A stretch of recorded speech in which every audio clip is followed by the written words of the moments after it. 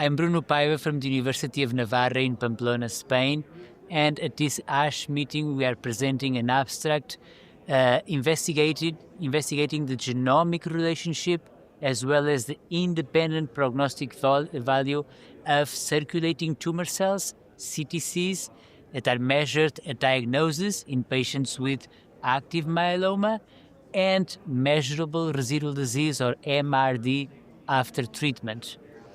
And so the abstract has two different, let's say, sections. One is a much more biological and the other one more clinical.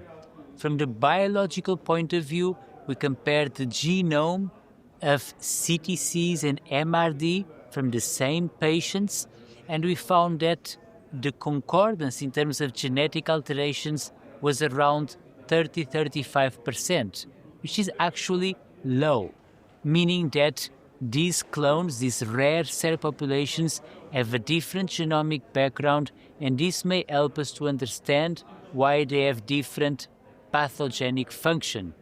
CTCs, on the one hand, are responsible for disease dissemination. MRD, on the other hand, is responsible for treatment resistance prior to relapse. And then from the clinical point of view, we showed that these two biomarkers are have independent prognostic value, are applicable in transplant-eligible and ineligible patients.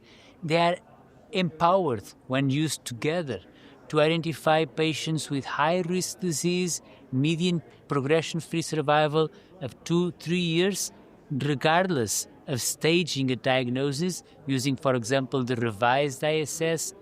And I think it was very important to see how patients being MRD negative but showing high CTC levels at diagnosis, more than 0.2%, their PFS was not as good as one would expect for the MRD negative population.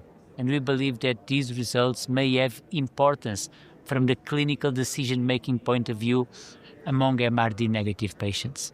If our videos have helped you in any way, and you're able to, please consider making a donation to help us continue this important work.